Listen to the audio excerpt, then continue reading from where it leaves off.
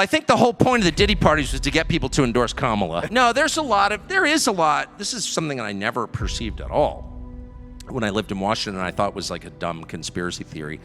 Even though I worked in the kind of crypto entertainment business, I know a lot of people in the entertainment business, of course, because I worked in television, and I know a lot of people at the intel agencies and in politics, because that's what I did. And you would hear people once in a while say, well, they're all controlled. You know, there are files on that person. And I was like, oh, you sound like a freaking wacko. What are you going to say, like fluoride in the water is bad? Turns out fluoride in the water is bad. It's crazy. But that's actually true. It's true. And I'm not guessing that it's true. I know some of the people involved. There are a lot of people in the entertainment business, but in the cultural business more broadly, certainly in the news business, who are controlled by other forces. Like, obviously, how many of them look independent? How many of them look kind of shifty and afraid? You look at Jimmy Kimmel and like, I don't know what's going on there, but like, that guy clearly is nervous, super nervous. And I don't know why he's nervous, but every time I see Jimmy Kimmel, I used to kind of like Jimmy Kimmel, I'm like, wow, man, he's worried about something. And I feel that way about a lot of them. You know, I don't know that we'll ever get all the details on Diddy. I don't know Diddy. Never met Diddy. Kind of glad, never been to one of his famous parties. But I know a lot of people who have. And, I don't know exactly what that was about, but I know it is not uncommon at all. We have been trained to believe that our senses are somehow less valid than things that we read on Wikipedia, which is totally controlled by the CIA. And the truth is, the opposite is right. If you're listening to someone speak and that person seems deceptive, do not believe that person, period. Tim Walz comes out, who ran with Kamala Harris. I don't know if you remember Tim Walz. And I saw Tim Walz, and I'm like, I'm not going to indict him for it. I was like, that guy's a creep, just flat out. I'm sorry, he is. And I'm not calling the, U.S. attorney trying to get him indicted or anything, because I don't have evidence.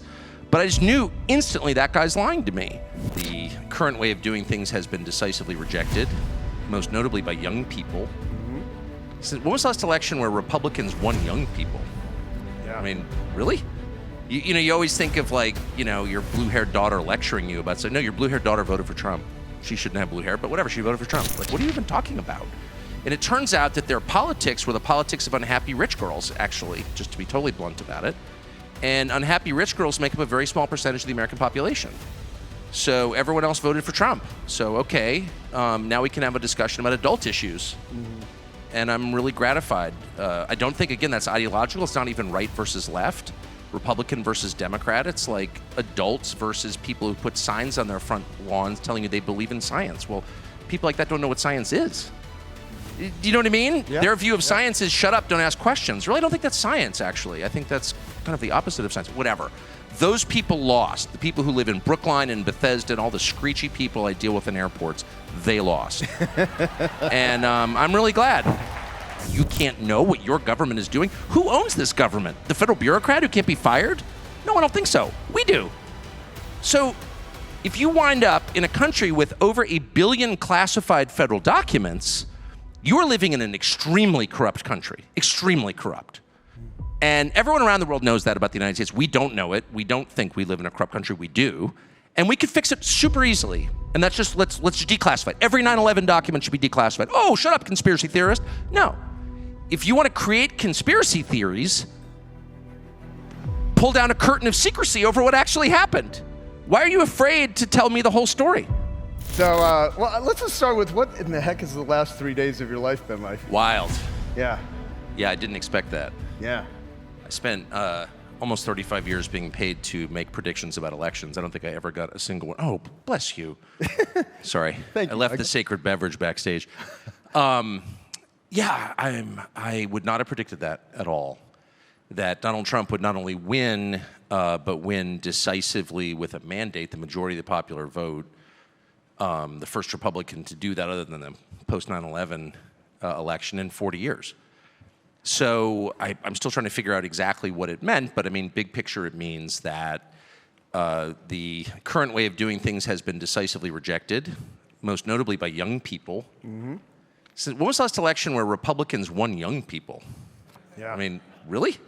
You always think of like, your blue-haired daughter lecturing you about, no, your blue-haired daughter voted for Trump, which is kind of wild.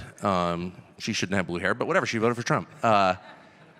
He won half of Hispanics, the overwhelming majority of Hispanic men. Like all the guy that they've been telling us is a racist for the last 9 years. Like, if you knew one thing about Donald Trump from 2015 until Tuesday, it was that he was a racist, because they never stopped telling you that. And his numbers with black voters went up. His numbers with Hispanic voters just crushed it. He's never seen anything like that. And so whatever else he is, he's like not a racist, obviously. So I do think it's time for his opponents to recalibrate. I don't think any of this is actually about race or sex. I think most people are kind of tired of that. I think those were cul-de-sacs in the first place. I think they were, in fact, in some sense, psyops meant to distract us from what actually matters, which is like economics and war. The things that matter, that change the course of history. And I think on both of those questions, the current administration, is like reckless to the point of craziness. We're on the brink of nuclear war. Why? Take a poll of Americans. How many Americans think it's worth risking nuclear war to teach Putin a lesson? I mean, the whole thing's freaking nuts. And because of the nature of our media, which is just North Korean, where no dissenting view is allowed, it's shouted down immediately. I don't think people appreciate the current state of the United States relative to the rest of the world, which is greatly diminished and imperiled. I mean, we're really on the brink of catastrophic conflict, which we will lose, in 2 different theaters, at least. So, the Biden administration did that. When was the last time you read that in the New York Times or saw it on Morning Joe? You haven't. But people sense that things are not moving in the right direction. Then domestically, the Biden administration and then the Kamala Harris campaign were both convinced that inflation was not real somehow, or that it was just right-wing media complaining about it. It was just Fox News making a big story out of it to get their moron voters to the polls or something. But actually, the data showed, going back to the COVID checks, that it was entirely real. By the way, it was predictable. But it was as real as $9 butter. I mean, just like anyone who went to the grocery store knew that, but they could not comprehend it, and instead spent this entire 3.5, 4 years lecturing the rest of us about trans issues and race. And you may have your opinions on those things, but they're hardly central to like the functioning of a country. Like, what are you even talking about? And it turns out that their politics were the politics of unhappy rich girls, actually, just to be totally blunt about it. And unhappy rich girls make up a very small percentage of the American population. So everyone else voted for Trump. So, okay, now we can have a discussion about adult issues. And I'm really gratified. I don't think, again, that's ideological. It's not even right versus left, Republican versus Democrat. It's like adults versus people who put signs on their front lawns telling you they believe in science. Well, people like that don't know what science is. Do you know what I mean? Yeah. Their view of science is shut up, don't ask questions. Really, I don't think that's science, actually. I think that's kind of the opposite of science. Whatever. Those people lost. The people who live in Brookline and Bethesda and all the screechy people I deal with in airports, they lost. And I'm really glad. Sorry. No, it's great. Yeah, I love it. So if you could advise America's leaders on restoring the country, what would you suggest focusing on politically or spiritual changes? Well, both those things. I mean, first of all, de-emphasize the race stuff. That's just total poison. Nobody talks about. Look, in your life, are you, when no one's around and you're just with your spouse, your college roommate, or your brother, or your closest friends, are you like mad about race? Probably not. Most people don't spend their lives thinking about race, or other people's sex lives, for that matter. They just don't.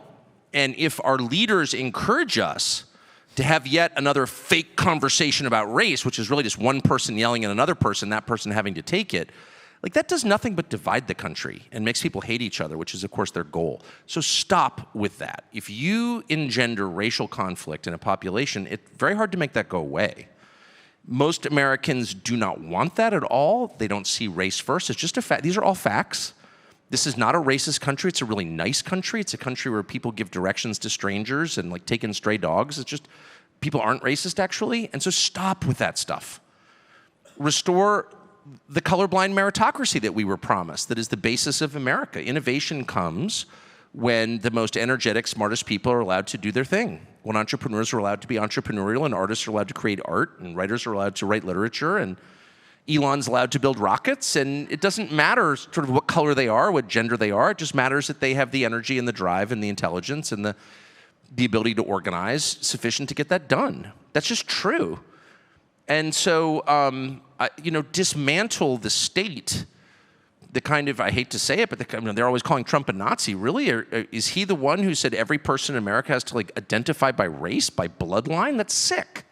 Like, we rejected that actually in 1945, and we should reject it again. And unleash the best within each one of us. I mean, you build this monument to Martin Luther King on the Mall. Okay, let's follow its precepts. Let's judge each other by the content of our character, by what we do rather than how we were born. Like, that is the promise of America.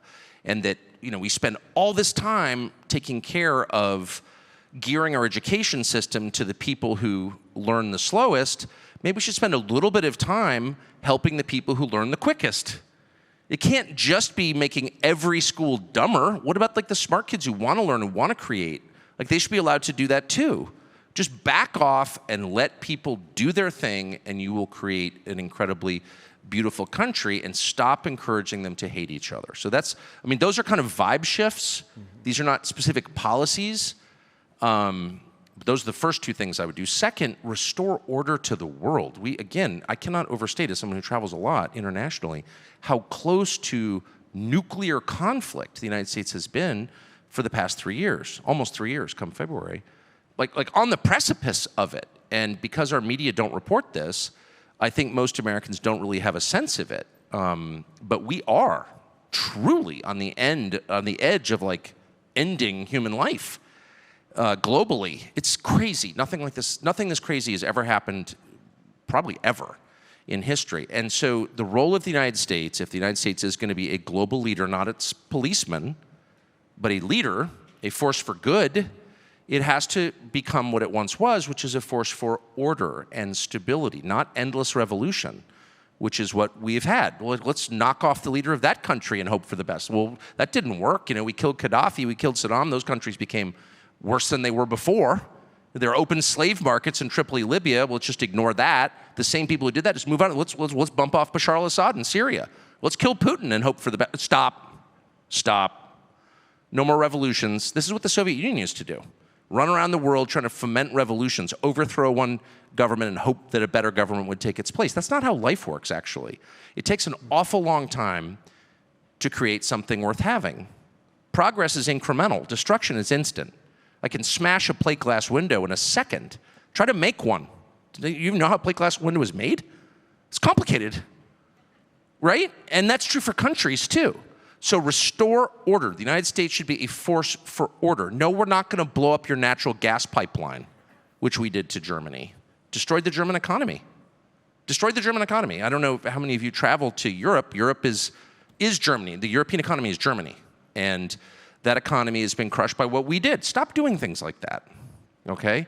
Reorient away from permanent revolution, and the lunatics who are now running the State Department, beginning with the chief lunatic, who's also stupid, Tony Blinken, all the way down the chain, just reorient the whole thing. No, our job is to be paternal.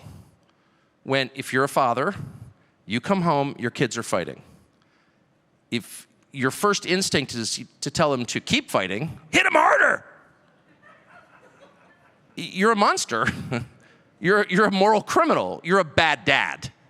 No, your instinct is consistent with your duty, which is tell them to knock it off and make up, make things better. And so, there are reports, and look, Trump is always, and he does a lot, I think, to feed this perception. He's often criticized as, reckless or seat of the pants or whatever, but in fact, the opposite is true. I think it is being reported, like in the last 5 minutes, that one of the first things Trump did after winning was to speak to both Zelensky and Putin, and to make it really clear that the net effect of this war in Ukraine has only been the total destruction of the nation of Ukraine. Hundreds of thousands of Ukrainian men killed, Eastern Ukraine destroyed. I mean, really, just the elimination of a country, the biggest country in Europe, and that sort of no one wins. Like, there's been no upside to this at all. It's been effectively a genocide against the Ukrainians, and we're going to stop it now. We're going to stop it. And he spoke to both of them. That's what a United States president should do. And this lunatic who's been running our country for the past 4 years, hasn't spoken to Putin once because he's immoral. Really? Okay. Immoral. Find a world leader who's not immoral. What do leaders do? Well, a lot of them kill people. In fact, I'd say about 100% of them do. If they have enough power, they kill people who are in their way. That's what they do, sorry. I'm against that. That's why I'm not a leader. But that's the nature of global leadership. So it's not a question of, finding like a good person in charge of a large country. You're not going to. There aren't any. But you can find better people, and you can arrive critically at better outcomes. And the better outcome is no more war. And Trump did that instantaneously, and I think it's going to work. That's worth voting for him alone. If you voted for Trump, and there are people in your life who are like, I can't believe you voted for that guy, he's a rapist. Okay. First of all, who did he rape exactly? Oh, lots of people. Really, what are their names and why hasn't he been charged? Shut up. Actually, what are you even talking about? Stop with that. Don't accuse someone of rape. Like what? Stop talking like that. Running around accusing people of things, of crimes, of felonies without any evidence. Like, what's your name? They can't answer. The whole thing's nuts. Stop lecturing me. Adults, people who run countries, the first thing they do is try and stop pointless wars. They don't foment pointless wars, they end them. And Trump just did that. So if you voted for Trump, on that basis alone, you should be proud of what you did, in my opinion. Wow. So you've interviewed so many people. I mean, recently, Elon Musk. I mean, you interviewed Putin earlier in the year. Putin! What was that experience like? It was great. It was super interesting. And I should just say that when I interview somebody, obviously I'm endorsing everything that person's ever done. It does really go back to the American media where I've spent my entire life. I'm the son of a journalist. I grew up around it. So that makes it 55 years I've been around this. And its current state is almost beyond description in how low and poisonous and dishonest it is. I'm just ashamed to be a part of it. No, I mean, of course you would want to interview. Your default, if your job is to interview people, is to interview the most powerful people in the world, the most significant people in the world. And the point of those interviews is to ask them obvious questions and then let the public in your country, in my case it's the United States, decide what they think. That's my job. And so the idea that you wouldn't interview somebody because the State Department doesn't like him, or the senile guy in charge of the country has declared war on him without a congressional resolution, that the government doesn't want you to interview. I don't care what the government wants. I'm an American citizen. I can talk to anybody I want to, and moreover, I can have any opinion I want to. That's my birthright. And that's why I don't live in Sri Lanka, okay, or North Korea or any other country. I'm American, okay? That's what it is to be American. So I'm not being defensive. I actually don't care that the New York Times called me a Putin lover. What I don't, anyone who believes New York Times is like, okay, good luck. But it's just a little bit bewildering that nobody else wanted to interview Putin because what the CIA tells you you're not supposed to want to? If the CIA tells me I'm not supposed to want to do something, and they certainly made that very clear to me, that makes me want to do it more. I mean, that's my job. And if you find yourself, like on the set of Morning Joe, taking orders from the intel agencies, then maybe you should just go work for the intel agencies. Maybe you should admit that to your viewers. Well, today's program is brought to you by the NSA, because effectively it is. And the intel agencies have a much greater role in American news coverage than most news consumers understand. I would say that virtually any news consumers understand. And I've seen it, for over 30 years, so I'm very familiar with it. But it's absolutely crazy that no one has stopped it. And I'm praying, it's very hard to stop it, by the way. I'm praying that Donald Trump will. I mean, it's on a long to-do list, but I would say near the top, you have to, if you want to restore democracy, which we don't currently really have. I mean, the lefties are right about that. They don't want it. I do want it. I actually like democracy because I think it's my country. I was born here. I'm an owner of this system. I'm not a renter or a serf. But if you want to restore it, you have to prevent the government from using your tax dollars to lie to you. Because if you have that system, which we currently have, trust me, I can speak with authority on this, then you don't have a democracy because you don't even know what reality is. In other words, the people in charge are deciding what you can know about what they're doing. Well, that's a rigged system by its nature. How is that not a rigged system? How is that democracy? It's not. It's an oligarchy of the worst kind. And I just don't think people in this country understand the degree to which the information that they received over their Google machines or from NBC News or from the last of the dying newspapers, They don't understand just how filtered that information is. Like, you have no idea what's going on in the rest of the world if you're only getting your news in this country. You have no idea what the candidates are really like. It's really crazy. We have an ongoing debate in my office because we travel a lot. Does the average North Korean peasant have a better idea of what's happening in the world than the average person in a suburb of Boston? Maybe. It's actually open to debate. Like, that's how filtered it is. And so the first step toward fixing it is admitting that you have the problem. Let's stop pretending. You know, if you can't even go interview Putin, who's engaged in a war in the middle of Europe, if you're discouraged from doing that, and the US government tried to stop me from doing that by breaking into my Signal account and leaking it to the New York Times, they got caught, they admitted it. If that's allowed, no one was ever fired for it. The New York Times didn't rise to my defense. Hey, you can't use an intel agency to prevent a journalist from doing his job. No, it's totally fine. Man, it's a really, really rotten system, and it's the basis of all we know. How do you know what's happening in the world? How do you know what reality is? Well, because you see it on your phone. So you have to have honest sources of information, or at least a diversity of sources of information. You don't have to trust any one source, but you got to have a choice.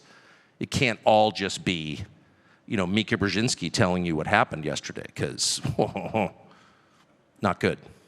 Well, so you've been in, media and TV for, your Since life. August of 1991. Wow. What advice would you have on what to listen to, where to get diverse or accurate, non-propagandized sort of education?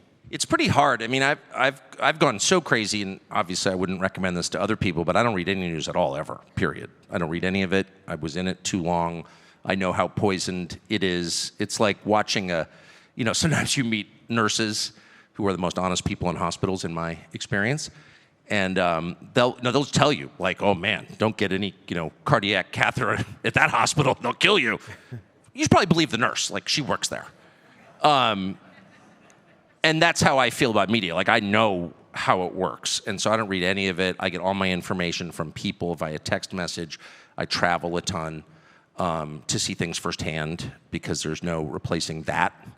But the advice that I give my own children on this question is go with your gut.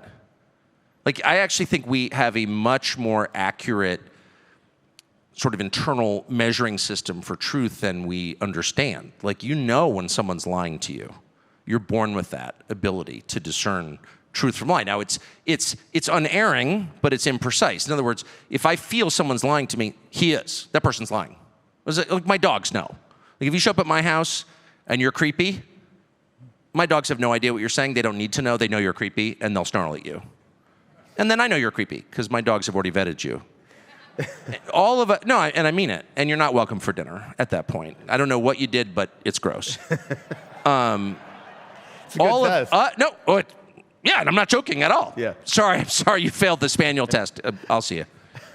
Good luck, freak. All of us have the very same ability. Our instincts are our most honest guide, because your instincts are designed only to help you. They're not trying to sell you anything. They're not trying to get elected to anything. They're not trying to scam you. They're not selling you a timeshare anywhere. They're merely trying to protect you and inform you. And so much of the information that we take in sort of bypasses the five senses that science tells us are the sum total of our intelligence gathering apparatuses. I mean, that's like a total crock. Intuition is not technically a sense, because science is like a joke, actually. It doesn't fully describe the human experience or even close to it. It's absurd. It lacks imagination. It's a scam, I would say, obviously.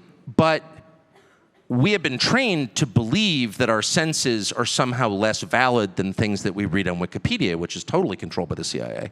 And the truth is, the opposite is right. If you're listening to someone speak and that person seems deceptive, do not believe that person, period. Mm-hmm. Tim Walz comes out, who ran with Kamala Harris. I don't know if you remember Tim Walz. And I saw Tim Walz, and I'm like, I'm not going to indict him for it. I was like, that guy's a creep, just flat out. I'm sorry, he is. And I'm not calling the U.S. attorney trying to get him indicted or anything, because I don't have evidence. But I just knew instantly that guy's lying to me. And I think we all sort of know that. You know, you can just tell. And so like when the media came out and said, you know, the Nord Stream pipeline got blown up, the biggest natural gas pipeline in the world, which fed the economy of Germany, of Europe, of the EU, our NATO ally, and it got blown up, and they're like, yeah, Putin did it. Putin did it, really. He blew up his own natural gas pipeline. Why did he do that? Well, because he's evil. So you're telling me that Putin is so evil that he attacked himself? Because he couldn't help himself. Like he ran out of people to stab, so he just started stabbing himself in the face. Is that what you're telling me? That's just the nature of evil. Yeah, that's what we're telling you. Shut up, you're lying. Like I knew instantly that they were lying. Instantly they were lying. And by the way, I had the privilege of saying so. It was not welcomed by my bosses. I got fired in the end, but I said, that's a lie, you're lying. Oh, how do you know we're lying? Well, because it doesn't make any sense. And also your lips are moving, and you're a liar, and I know that you are. So shut up. Oh, you shut up, but you Putin stooge. Okay, thanks, son. You're still lying. And that turned out to be a really good guide. And then, of course, we learned later, we blew up the Nord Stream pipeline, obviously. And now we're blaming on the Ukrainians, whatever. It's not even an interesting conversation. But Putin did not blow up the Nord Stream pipeline. We now admit that. It was a lie. It was very clearly a lie. And in my old job, someone said to me, well, how'd you know that? Did you have inside intel? It's like, no. I'm sitting in my living room in Maine, you know, looking at it on my iPhone. I'm like, that's just BS. And I felt totally empowered. I think what made me different from others was I felt totally empowered to say so. I don't feel any obligation to go along with that. Like, why would I? Don't be intimidated. I guess that's kind of what I'm saying. Don't be intimidated. If something doesn't make sense, say, whoa, hold on, pal. You know, I don't get what is that? So you become a woman by saying so? Like, what are the mechanics of that? Does it change your DNA? Shut up, transphobe. No. Okay, great. But how does that work? Speak slowly so I can understand. Or whatever. It doesn't even matter what the claim is. If it doesn't make sense to you and the person telling you can't explain it, then they're lying about it. Or they don't understand it themselves, which is the same thing. Just don't accept that. And by the way, if the whole society refuses to accept that, if the whole society refuses to lie, it's like, just make the decision. You're not going to intimidate me into lying. And in my case, I feel like I'm an adult, middle-aged man. I pay my taxes. I've got 4 kids. Why would I go along with your bullshit? No, I'm not. Period. Under no circumstances. And I don't want to fight about it, but I'm not going to go along with it. Oh, the vax is safe and effective? Okay, well, I'm not taking it. How's that? Why don't you make me? And, you know, how about no? And if you're a father, like you're in the how about no business, that's your job. I've done a lot of how about no's. But no one's offended. You're just like, how about no? No, we're not doing that. No, we're not getting some weird dog crossed with a poodle. I don't think so.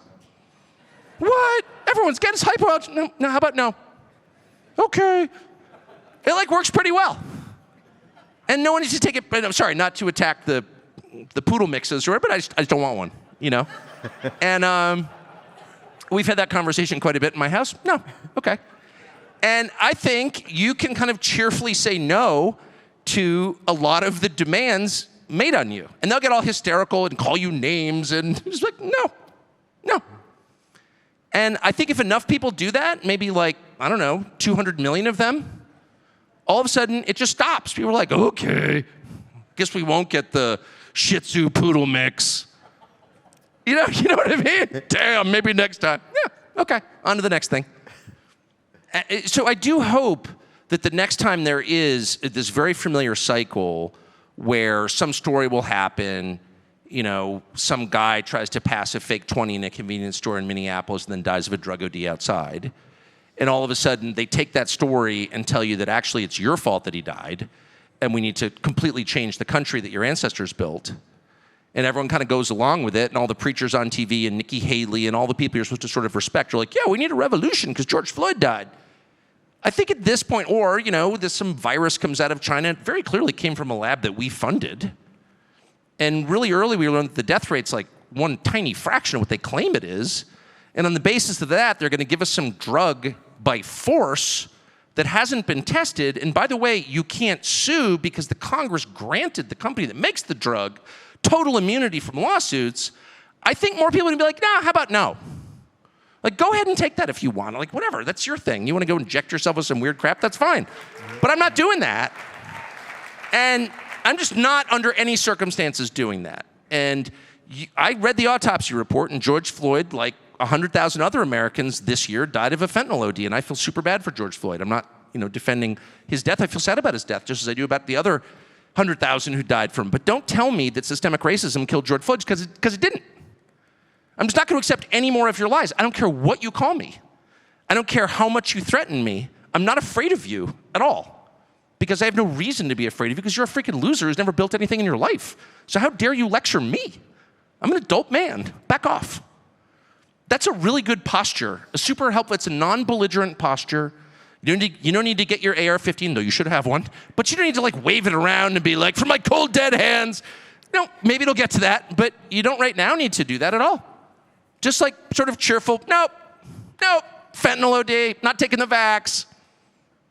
Sorry. That works. Can I ask you about nurses and people in situations where they were put under pressure or propagandized so much that they had no choice or they would lose their job, and single mothers, and what do you think is going to happen with these people? What do you hope to see happen? The ones that I'd love to really have you explain how propaganda works, because there's a... Well, what's going to happen is, and I have a relative involved in one of these suits who was a commercial airline pilot. He just texted me on the flight out here that there was apparently a resolution, a jury in Michigan just awarded a woman fired for not taking the vax millions of dollars. And I hope that is a nationwide trend where everyone whose life was destroyed in that fit of lies and hysteria is made whole. I really hope so. And I do hope that Congress can immediately strip the blanket immunity from the vaccine makers. I don't understand that. I've sold products my whole life. I mean, imagine you have a product, you convince politicians to force the population to buy your product, anyone who complains gets fired, and you can't be sued. I'm sorry. And I'm not attacking vaccines, by the way. I'm sure there are fine vaccines. I don't know. I'm not taking any of them, but it's okay if other people do. I'm not mad about people taking vaccines. I'm not mad about vaccines. But that's a scam. And anyone who says it's not a scam can just explain to me how it's not a scam. How is that not a scam? You're not allowed to sue? You can sue anybody for anything in this country. Anything. It's why we don't have playgrounds anymore. Because people made remember merry-go-rounds? Remember those? Is anyone old enough to remember a merry-go-round? They don't exist. They were awesome. I have like 10 friends who have fewer teeth than they were born with because of merry-go-rounds. But they have stronger spirits because they were great. They don't exist anymore because the trial bar decided we're going to get rich suing merry-go-round makers and people who were nice enough to build playgrounds. It's like so many good things in American life have been eliminated by the greed of the trial bar. By the way, next time in the Caribbean, go down to the yacht basin, wherever you are, it doesn't matter what island you are, and look at the biggest boats and just ask like the boat guys and the matching polo shirts with the yacht names on them, like, what does the owner of this boat do for a living? And just keep a list of how many of them are trial lawyers, like a lot. It was the tobacco settlement or asbestos or whatever. It was talcum powder or whatever case they were. And I'm not attacking all lawyers, though I want to, because I do hate them with a passion. But even if I liked lawyers, I would say, how is it that there's this one category that's exempt from the risk that all the rest of us who are involved in any kind of business face? I have liability insurance on my house in case the UPS guy slips delivering a package from Amazon. But somehow Albert Bourla and all the other creepy billionaires who run these disgusting pharma companies are in no danger of being sued because their corrupt pals in Congress in 1986 gave them blanket immunity? Like, let's tear that down immediately. Oh, well, we can't compete. Well, why don't you just make a safer vaccine then? How's that sound? Why don't you face the same risk that every other person who conducts any other kind of commerce or lives in this country faces every single day? Oh, we can't. Oh, shut up. Go away. And so that's the first thing. I don't even know how I got off on that, but I'm so mad about it. It's so crazy. And that no one can say anything about it. And it's like, oh, you're against science. No, I'm not against science at all. I wish we practiced it in this country. I do. I actually believe in science. And by the way, if you believe in science, let's see the numbers. Let's see the numbers right now. Do you know what I mean? Social Security has the numbers. We know a lot about who was injured, who took it, who didn't, about the trials that are all sealed. Like, I'll just say this and I'll stop. If you want to restore honesty to government, if you want to get rid of corruption, there's a very simple way to do that, and it's with transparency. It's allowing people to know what their government is doing with their money in their name. And if you can't know, if somehow you're being prevented from knowing, then you can be absolutely certain that crimes are being committed. Because why else would they be hiding it from you? Why is it that 62 years later, after the President of the United States was murdered, we can't see all the files on that, all the documents on that? Why is it that 23 years after 9/11, files are still classified? Why is that? I had a friend die in 9/11, like probably a lot of people in this room. I was there, totally changed my life. Why can't I know what exactly happened? Like, why don't you answer that question? It's our government. No federal bureaucrat has the right to tell you that you can't know what your government is doing. Who owns this government? The federal bureaucrat who can't be fired? No, I don't think so. We do. So if you wind up in a country with over 1 billion classified federal documents, you're living in an extremely corrupt country, extremely corrupt. And everyone around the world knows that about the United States. We don't know it. We don't think we live in a corrupt country. We do. And we could fix it super easily. And that's just, let's just declassify it. Every 9/11 document should be declassified. Oh, shut up, conspiracy theorist. No. If you want to create conspiracy theories, pull down a curtain of secrecy over what actually happened. Why are you afraid to tell me the whole story? Why are you afraid to tell me the truth? We can resolve this right away. Just let me see the evidence. I have a right, I have a moral right to it.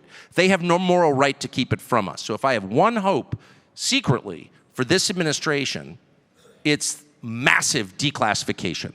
And let's find out what they've been doing. What happened to all the $100 billion we sent to Ukraine? There's been no audit. Oh, they don't want to declassify that? Why? Oh, because it's a scam, that's why. And that's why I'm just so grateful that Robert F. Kennedy Jr., who I believe spoke to you earlier, will be a part of this administration, and I think he will be. I think he'll be a cabinet secretary, and I hope that his presence reminds all of us the cost of secrecy. 2 members of his family were murdered. We still can't see the documents there. Why is that? And why don't we have full transparency on anything related to public health? What's the actual answer? And the answer is they're lying, and they shouldn't be allowed to lie. So I hope that changes. So, what about a couple things? One, Jeffrey Epstein files, P. Diddy. What do you think is going to happen with all that now? Well, I should just say at the outset, I lived in D.C. I got to D.C. My dad worked for the federal government, by the way, in a highly classified capacity. So, I didn't, and I lived, basically, I got there in high school and I left when I was 50. So, I came up in this system. I marinated in it. I didn't know that there was anything wrong with it. I would have been the last person ever to question the Kennedy assassination or Jeffrey Epstein's clearly a suicide. I just had no idea, because it's like having an alcoholic spouse, and then you get divorced, and everyone's like, wow, your husband was a drunk. And you're like, I had no idea.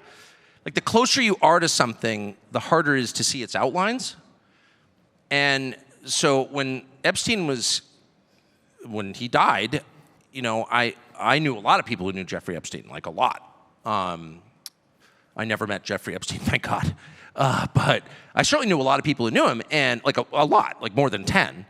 And so Jeffrey Epstein was not considered some far-out sinister figure in the world that I lived in. I'm just being totally honest about this. He was this kind of interesting guy who had this kind of rotating salon at his house off Fifth Avenue in New York, and there was always the Israeli prime minister and former presidents and just interesting people, And I did not understand what that was about at all. And so when he died, I was like, oh, poor guy, he killed himself in prison. And then I got a call from his brother, just randomly. And his brother said, he did not commit suicide. And that, I was really shocked by that. And I thought, well, maybe his brother's crazy. So this set off a multi-year journey for me that really changed my views about a lot of different things. And the bottom line is Jeffrey Epstein was murdered. And not only murdered, but he was murdered in the most secure federal lockup in Midtown Manhattan, in the country. Okay, not just in federal lockup, but in the most secure part of federal lockup. So how did that happen? Well, he was clearly murdered by another inmate. You can't get any answers to who the other 8 inmates on his block were. There was no investigation into his death. They've never released it. And the Attorney General at the time, Attorney General Barr, clearly knew that this happened. And I've said that in public, and he's attacked me for saying that, but it's just a fact. He lied about it. And so what is that? What is that? Think about that for a minute. And I don't know there's a lot I don't know. I don't pretend to understand really anything. I don't understand anything. But I know lying when I see it, and they're lying about Jeffrey Epstein, and if they're not, where's the investigation? And there hasn't been one. And so that's pretty heavy duty. Where are the tapes? Where are the Epstein tapes? You know, it was so funny. They released a tape, a guy I know actually released a tape of Jeffrey Epstein talking about Donald Trump and saying, we were friends once, and I don't like Trump, and okay, this was like the October surprise was to derail Trump. And everyone was like, how can you do that? And I thought, I'm so glad they're doing that. So let's talk about Jeffrey Epstein. Like, where are the videotapes from his home in New Mexico, from his Caribbean island, from his place on Fifth Avenue? There are all these videotapes now, you know, in federal hands. Why can't we see those? And we can't see them, of course, because there's like a massive blackmail operation run by various intel agencies designed to put famous people under the control of governments. I mean, of course, that's what it was, obviously, and everyone knows that, but no one can say anything about it. And as a friend of mine said, we were talking about this one night, and he goes, you know, I'm kind of, if you think about it, like, if you're able to kill somebody in the secure block in federal lockup in Manhattan and get away with it, probably not someone you want to dick around with. Like, that's a powerful force, and that's a fair point, but it's still worth saying out loud because it's worth living in a transparent, honest country. It's bad to have rot like that. It's bad to have crimes like that committed in front of our faces. We can't do anything about it. It makes everyone feel impotent. It makes everyone paranoid. It makes everyone feel like nothing's on the level. We wind up with a society where no one believes anything. And I feel like that's where we are. The number of people I know who are like, wow, I've become a really deranged conspiracy theorist who doesn't believe in the moon landing. I must know 100 people who said that to me in the last 2 years. And trust me, if you don't feel that way, you're just not admitting it. Because you do feel that way if you're paying attention. And that's a bad way to feel. You don't want a country like that. You want a country where things are pretty much what they seem to be, where people are honest, they're straightforward. When they make a terrible mistake, they admit it. You want a country that is like the family that you have or want to have, where people are just direct with each other and kind to each other, and not everything is some crazy multi-layered deception designed to, you know, screw you or kill Jeffrey Epstein. Like, that's so dark. Let's not have that anymore. So, thank you. That was, last follow-up on that is celebrities don't appear to be as influential for presidential elections as I think they thought they were. Well, I think the whole point of the Diddy parties was to get people to endorse Kamala. No, there is a lot. This is something that I never perceived at all when I lived in Washington, and I thought was like a dumb conspiracy theory. Even though I worked in the kind of crypto entertainment business, I know a lot of people in the entertainment business, of course, because I worked in television. And I know a lot of people at the intel agencies and in politics, because that's what I did. And you would hear people once in a while say, well, they're all controlled. You know, there are files on that person. And I was like, oh, you sound like a freaking wacko. What are you going to say, like fluoride in the water is bad? Turns out fluoride in the water is bad. It's crazy. Anyway, but that's actually true. It's true. And I'm not guessing that it's true. I know some of the people involved. Like, if you're on the House, you know, Intel Committee, the committee in the Congress that oversees the intel agencies. Okay, it's your job to make sure the CIA is not doing anything crazy, like interfering in American politics or murdering the wrong people or, you know, getting rich. It's not allowed to get rich if you're a federal employee, okay? And if it's your job to make sure that, like, the CIA is not colluding with the Mexican drug cartels, which they are, but you are almost certainly controlled by those agencies, like they're spying on you. Then I'm not guessing on that. I mean, because I know one of the people who ran that agency was being spied on. He told me he's being spied on. And some of it's come out. Like, that's not acceptable at all. And I think it's very clear that the same thing happens to cultural influencers. And why wouldn't it, right? That there are a lot of people in the entertainment business, but in the cultural business more broadly, certainly in the news business, who are controlled by other forces. Like, obviously, how many of them look independent? How many of them look kind of shifty and afraid? You look at Jimmy Kimmel and like, I don't know what's going on there, but like, that guy clearly is nervous, super nervous. And I don't know why he's nervous, but every time I see Jimmy Kimmel, I used to kind of like Jimmy Kimmel, I'm like, wow, man, he's worried about something. And I feel that way about a lot of them. And so, you know, I don't know that we'll ever get all the details on Diddy. I don't know Diddy. Never met Diddy. Kind of glad, never been to one of his famous parties. But I know a lot of people who have. And I don't know exactly what that was about, but I know it is not uncommon at all. And at least one entertainer I know personally was controlled. That whole thing is real. That's absolutely real. Why wouldn't it be real? Why wouldn't it be real? To lean on somebody to reinforce a narrative for the purpose of maintaining power. I mean, a lot's at stake. Yeah. Running the world, there's a lot of power, a lot of money. Don't delude yourself. Like, people will go to extreme lengths. Why wouldn't they? I mean, people risk life in prison to rob a liquor store for $800. So, there's some context for you. So this guy's sitting here with, see Babs in the orange and Dan in blue. That's Dan and Babs. They run an organization called Strategic Coach, very high-level coaching group. And he has this, what he calls a DOS conversation. And it's dangers, opportunities, and strengths. And you're consuming nicotine right now? What the hell's going on? Yes, I am. Okay. This is part of the Make America Healthy plan.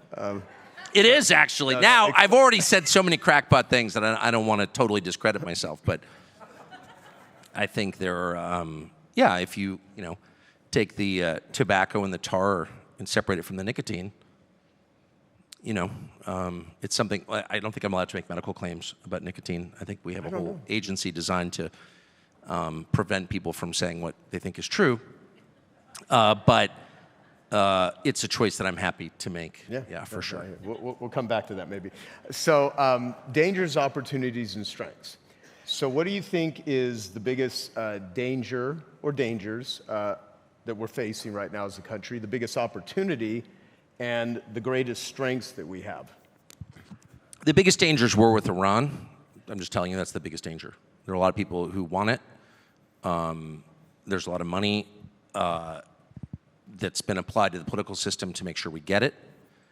It's a disaster for America. It's not a defense of Iran, by the way. Every time I say this, it's like, you're working for Putin. Well, I'm not working for the Shiite mullahs. Okay. I'm an Episcopalian, so it's not that I have any affection for Iran. It's, war with Iran would devastate this country. And there's a real danger that we're going to get one. I'm just saying that. That's a fact. You'll see. So that's the main danger. There's going to be some economic turmoil. I would have said, a week ago that one of the great dangers is disunity in the country. But I feel like these election results were really unifying. Yeah. So I'm so thankful about that. I mean, it's just, if you look at them, it's just kind of crazy.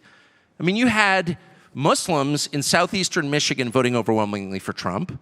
You had Orthodox Jews in Brooklyn voting overwhelmingly for Trump. Like, what? It's pretty cool. You had, almost entirely white right-wing North Georgia voting for Trump. You had a lot of black guys in downtown Atlanta voting for Trump. The Amish voting for Trump. You had Central Florida big sugar plantations. You had the guys who own the ranch. You had the guys working cutting cane, all voting for Trump. So it's like, there's something, and this, by the way, this is not just true of Trump, but it's like whenever you have an election where the majority votes for something, you have, by definition, a measure of unity that you didn't have before. That's what a mandate is most people want this. And that's just a great thing.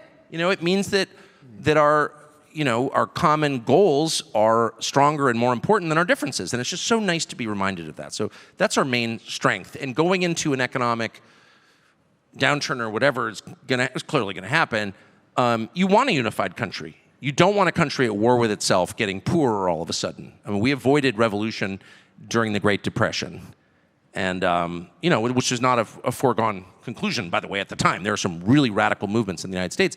But the country held together in a really impressive and amazing way, actually, from 1939 to 1941. And I've been worried about that for a long time. Now I'm not as worried about it. So that's, I would say, our strength. And our opportunity is, America has a lot of problems. Those problems have been exacerbated gravely over the last 4 years. The immigration scheme that the Biden administration instituted, opening the borders, letting 15 million strangers come here, totally insane.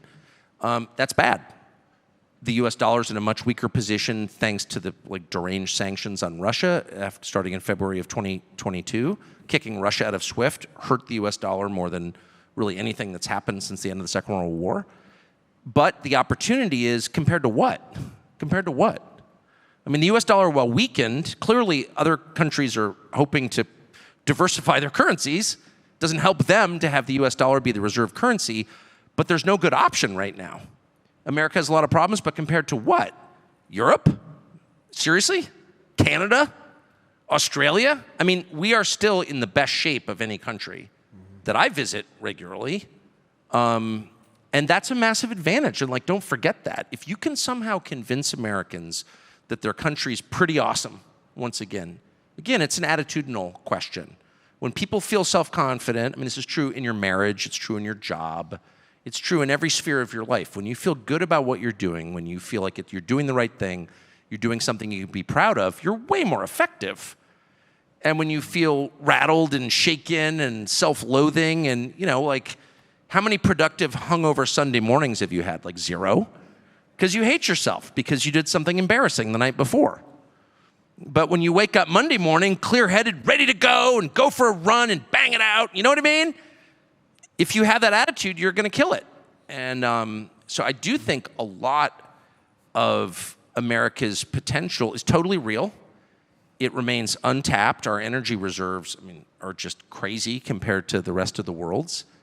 We just have a lot going for us. And if you can just make Americans feel that we have a lot going for us and that we have nothing to be ashamed of at all, stop telling them it's a systemically racist country. Shut up. Stop telling them that, they're bad, which they've told us like endlessly. Just stop with that. We're not bad, we're great. I don't know, it wouldn't take a lot to make this a great country again. I really think that. Yeah. Well, I'm going to ask you about that, but first I want to, we'll do some Q&A with the audience here in a little bit. Your alcoholism, you called yourself a functional alcoholism when you were drinking and partying and whatnot. Yeah. So what did you change? What was the light switch that? Well, what I did was I stopped drinking, which I found super helpful. What caused you to stop? In my case, I was sitting at my desk in my office, smoking a Kimmel. I'll never forget it, which I also quit, unfortunately. Little short ones, flavored with chocolate, delicious cigarettes. I know no one's allowed to admit that, but they were amazing. And but I was sitting at my desk, feeling hungover Sunday morning, having a cigarette, and I just had this voice, which I think was from God, saying, "You better quit." My wife was pregnant with our 4th child. And she was 10 days from giving birth, and I just had this voice tell me, you're going to lose everything if you don't stop drinking. And I believed it. Who knows why? I'm just an ordinary person with a slightly above average IQ, not super insightful. Like, I have no idea what that was, but that happened to me, and I followed it, and I did it, and it completely changed my life. And it's hard to talk about sobriety without sounding judgy or like one of those boorish rehab guys who's always lecturing you on all the steps or whatever. But the truth is, one of the main problems in this country is that everyone's loaded. Everyone's on some kind of drug or drunk. Everyone's on pills. Like, I'm sorry, I don't want to judge anybody else, but like, everybody is on drugs. It's crazy. Everyone's on SSRIs or that weird, the meth they give you, but they call it Adderall, benzodiazepines. I'm on a flight, I think I'll take some Xanax. What? It's insane. And I just am totally opposed to that. Weed, the number of fights I've gotten into, I used to smoke weed every day. I know a lot about weed.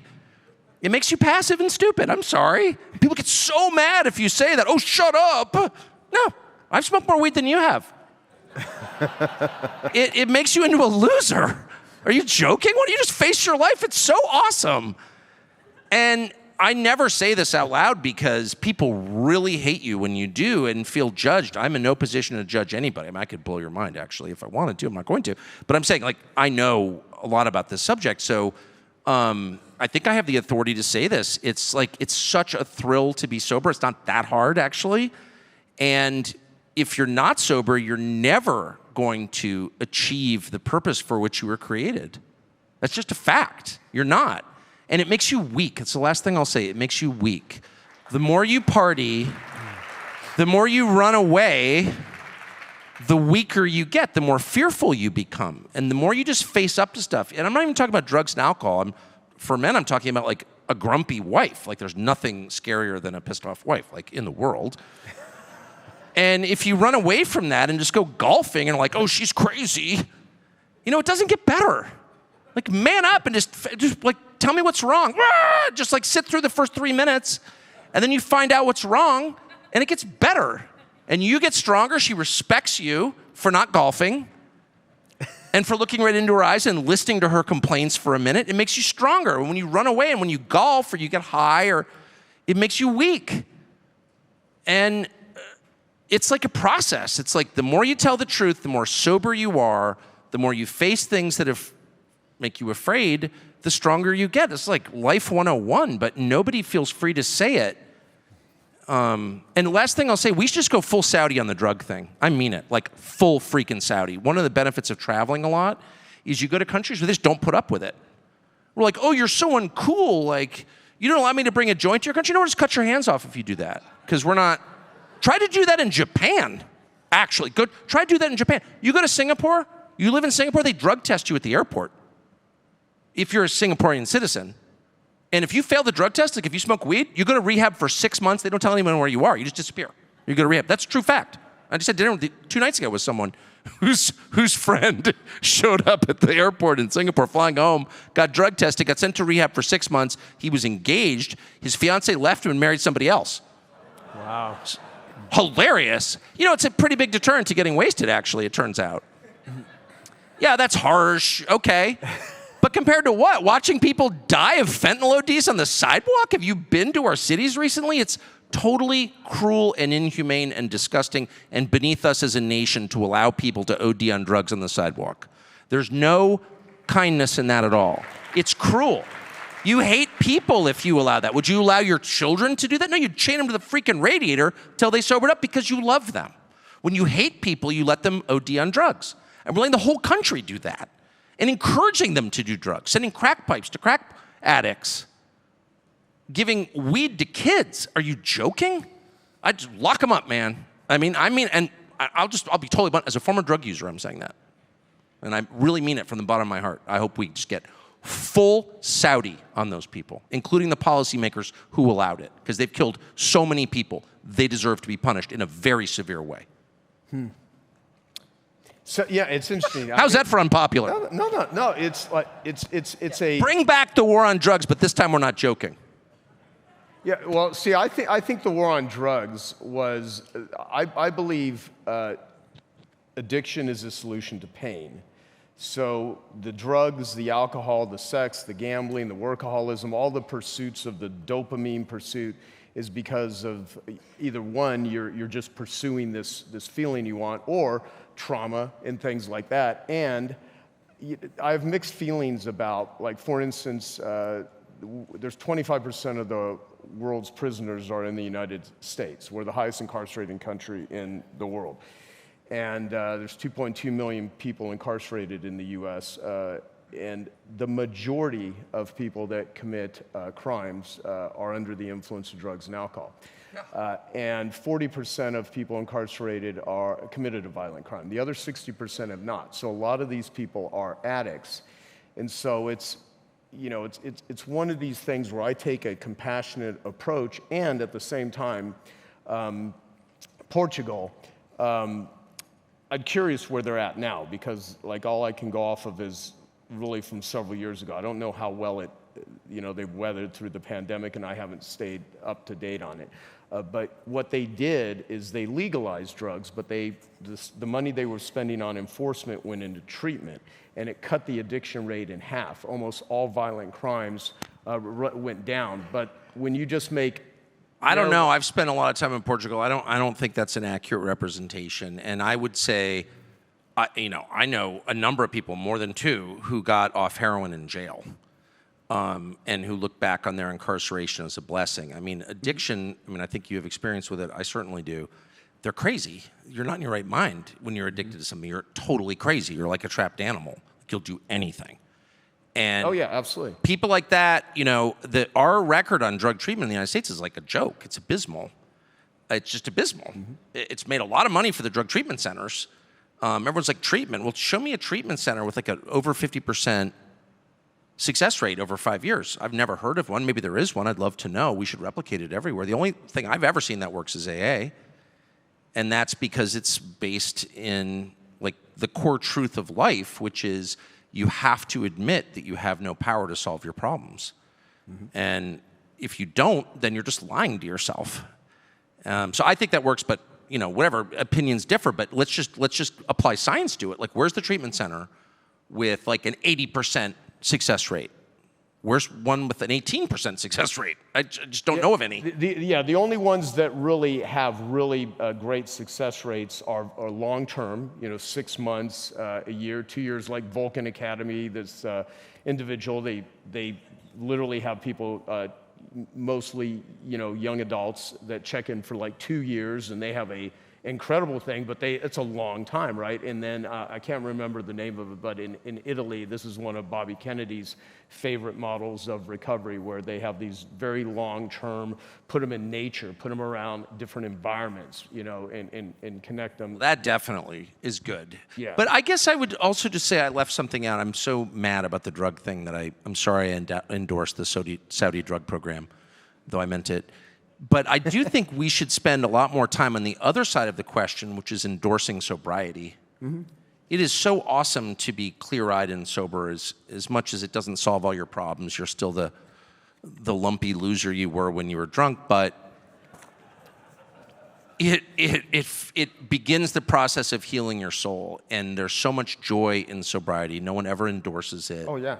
Everyone's like, oh, life is better when you're loaded. But that's just a lie. It's a full-blown lie, and no one ever calls them on that. And I hope, Trump is sober, Bobby's sober. I've been to meetings with Bobby, and I hope that people now in positions of authority who are on television all the time will just tell their own stories more often and just say, I'm so glad to be sober. It's so great, because it is. Yeah. And I'll tell you, the drugs that kill people are legal, and the drugs that save people's lives, like the ibogaines and certain plant medicines, are illegal. And so the whole thing is just lopsided. And part of the challenge is, one of the initiatives we have with Genius Recovery is we want to save 20,000 lives a year of the 100,000 plus people that are dying from opiate addictions. And so Well, how many people die of Xanax ODs? I don't know. So that's what I'd like to know. That's a legal product that like every woman in America has in her medicine cabinet.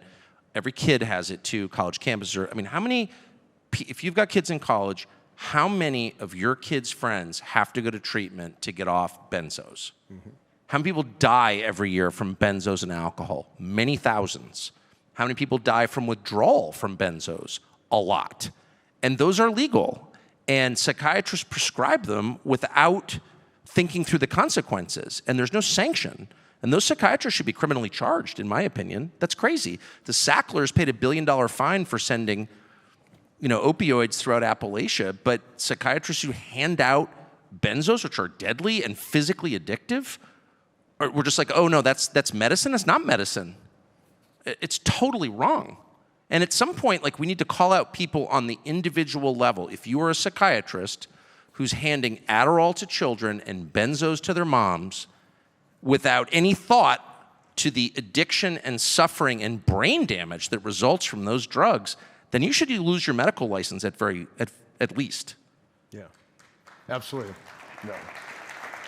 So looking back, being a father, what is the greatest lesson that has taught you? Because you have 4 daughters.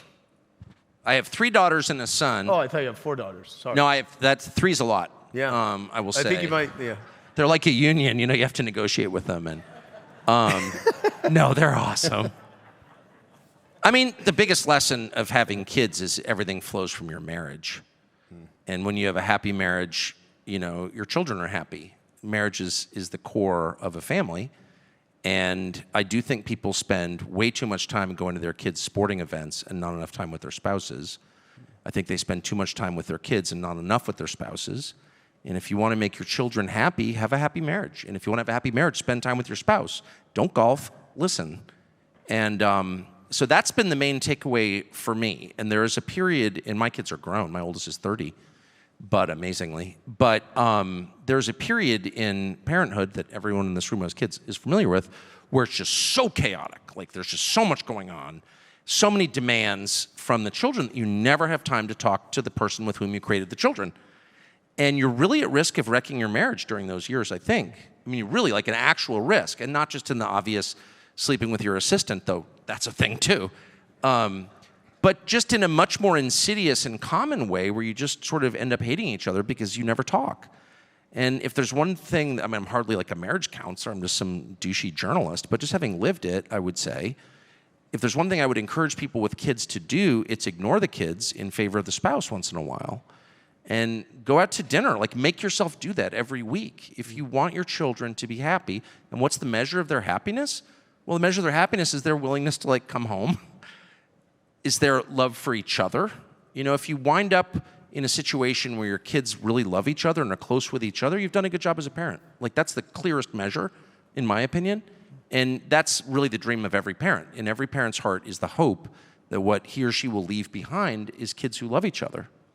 And if you want that, love your spouse, because that gives kids the core, the stability, the anchor. The kids want to know that everything's okay. And that tells them that everything's okay. Yeah, that's great. That's great. So you seem to, you deal with incredibly serious issues. I mean, you're quite an influential person. You've got, I think it's always goes back and forth between you and Joe Rogan, who has the biggest podcast. Or is it, I don't know if this is like Rogan created the genre. Rogan created. I talked to Rogan today, actually. Amazing guy. But I just want to say one word about Rogan. I've been in the media, as I said, my whole life. Rogan was like a sitcom actor and a stand-up comedian and like an MMA fighter. Okay, so he starts this thing called a podcast where he talks for like 3 hours. I'm in television at like a big network, and I'm looking over at this being like, that's the dumbest thing I've ever heard. You know, no one's going to listen to a 3-hour podcast from some MMA fighter. I know, right. And this guy's not even in our business. Like, what's he doing? He completely changed not just American media, but American history.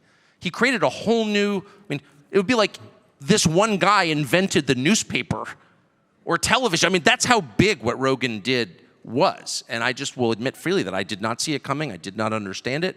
I didn't think it would work. And the fact that it did work says something so great and important about Americans, which is they really want to learn. They're not learning in school. They're not learning in the rest of the media. It's all shallow and dumb and about race and gender. It's all lying. And Rogan's just like willing to sit there with interesting people and talk for 3 hours. That was the most affirming, that is the most reassuring thing I've ever seen in 35 years in media, that worked. Yeah. And so I'm thrilled by Rogan. I'm proud to be his friend, and I really admire him more than anybody in media by far. Yeah.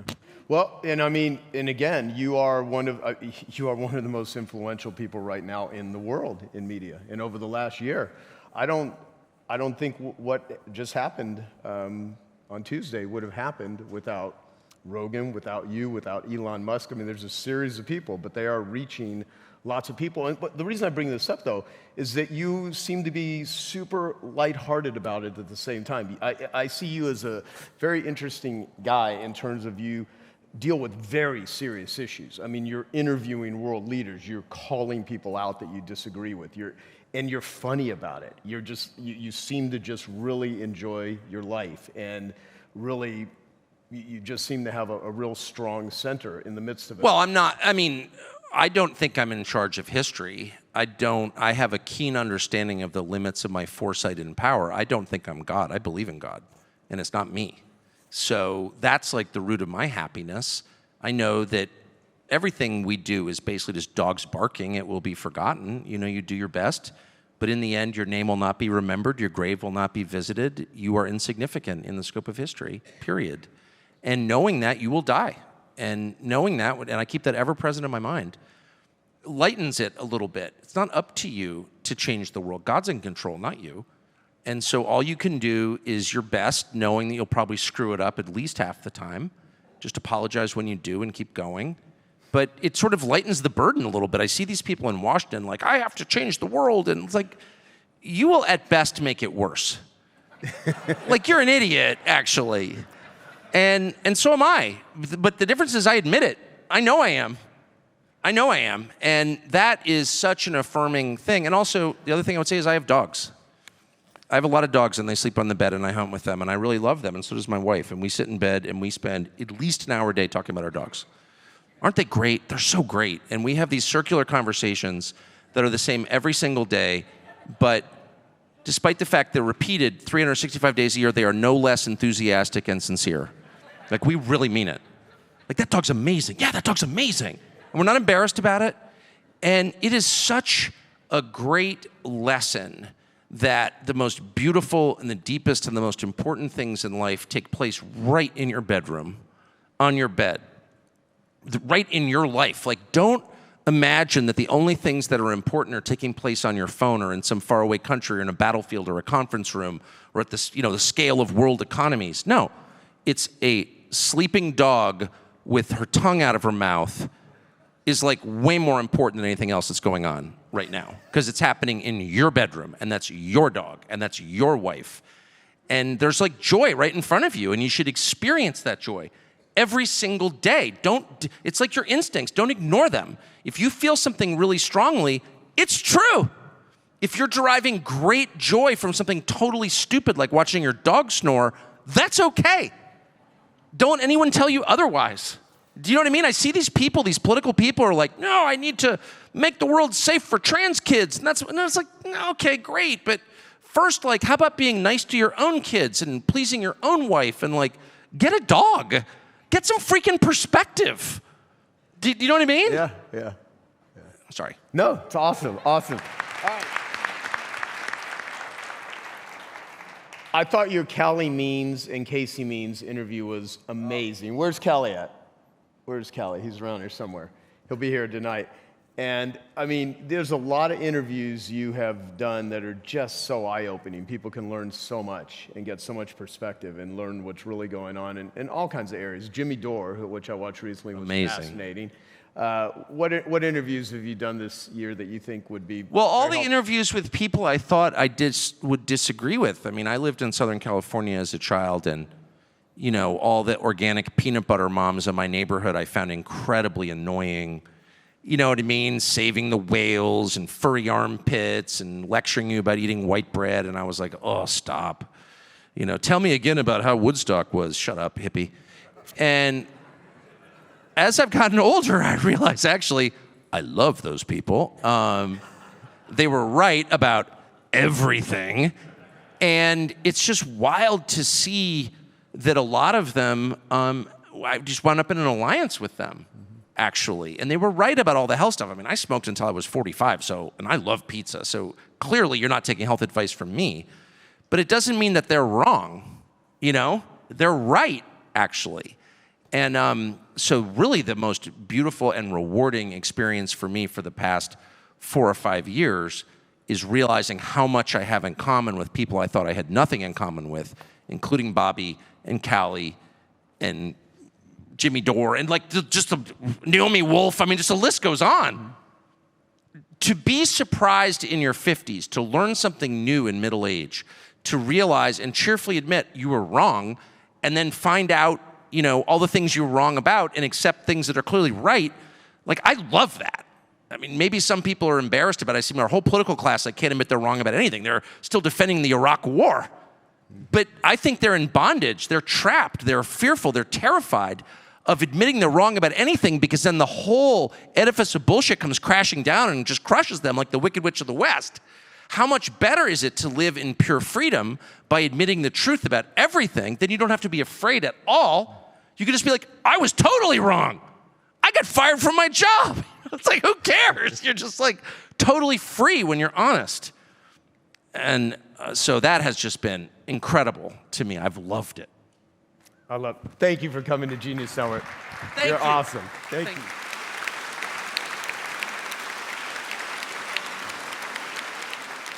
When Kamala Harris was talking about equity, she either didn't know what she was talking about, which is inexcusable, or she knew what she was talking about, which was malevolent. Those are the options. It's like they just mean equality of opportunity. It's like, then why do they have a different word? They don't mean equality of opportunity. They mean equality of outcome. If you're foolish enough to believe in